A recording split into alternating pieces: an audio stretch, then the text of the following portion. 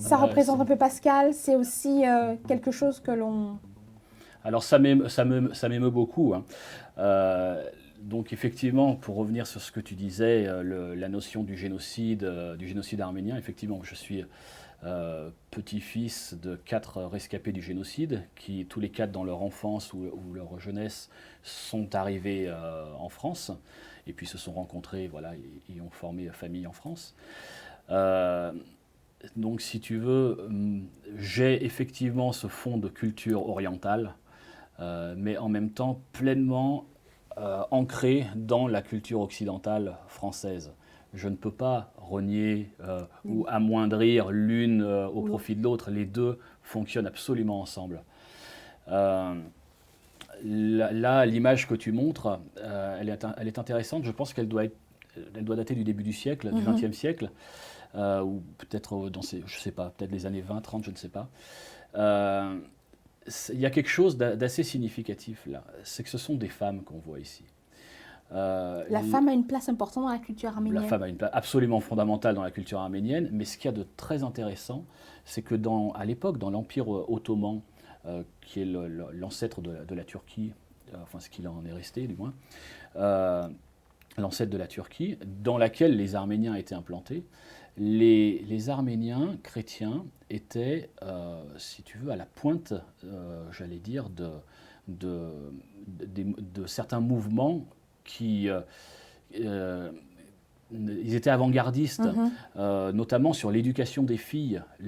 Si tu regardes le nombre de filles qui étaient éduquées, enseignées dans les écoles au début du XXe siècle, ce sont les collèges et les écoles arméniennes qui poussaient vers ça et ma grand-mère elle-même, elle enseignait la gymnastique, si tu veux, au collège en Turquie avant de devoir émigrer et venir en France. C'était précurseur dans les années 30, 35, par là. Il n'y avait pas beaucoup de femmes cette région-là du monde qui avaient ce genre de rôle. Et vous échangez beaucoup avec ta grand-mère. Je sais qu'elle aimait bien faire les moules farcis quand tu allais la voir dans le sud. Ah Elle te oui, tu as parlait de vraiment sa vie. bien enquêté, effectivement. Moi, j'ai vu les moules farcis, ça donne trop envie. Donc, je vais passer chez les Portucaliens pour manger des moules farcis. Elle te parlait, voilà, elle te parlait de sa vie, de son enfance. Alors, Pourquoi c'était important mes grands-pères, je ne les ai pas connus, ils sont décédés avant que je naisse, mais mes deux grands-mères, je les ai toutes les deux bien connues.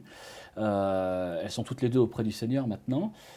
Et là, il y avait deux schémas très différents. L'une ne me parlait pas du tout de son vécu, du traumatisme en Ouais, fait, hein. bien sûr.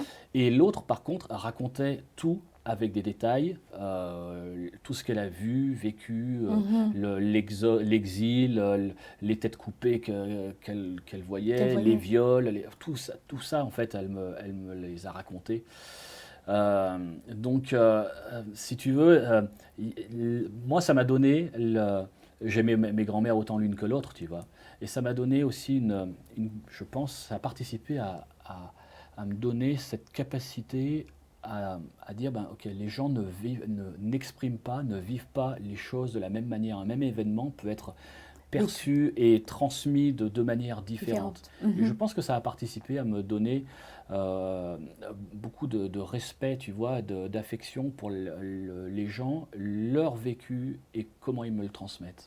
J'aime l'idée, à un moment donné, d'analyser une situation, de dire, cette situation que toi tu vis, j'en vis aussi qui sont ni mieux ni moins bien que les tiennes, en fait. On a chacun nos expériences de vie.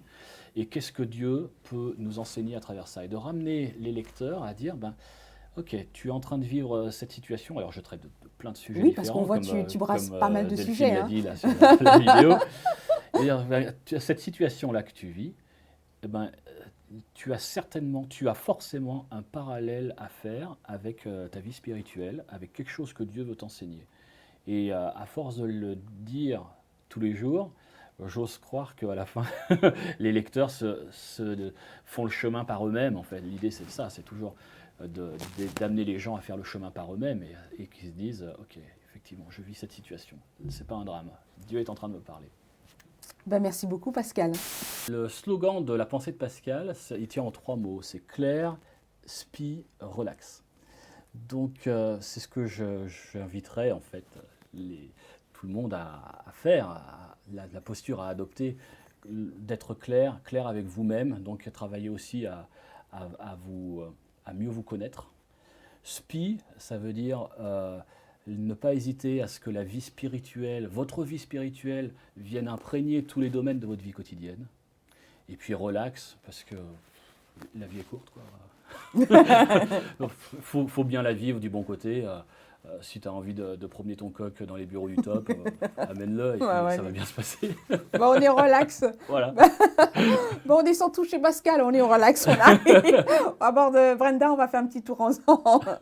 Ben, merci beaucoup Pascal et puis à très bientôt sur la pensée de Pascal. Et puis salut Léo, ravi de t'avoir reçu, tu es le premier, peut-être pas le dernier, je ne sais pas ce qui va venir après, mais voilà.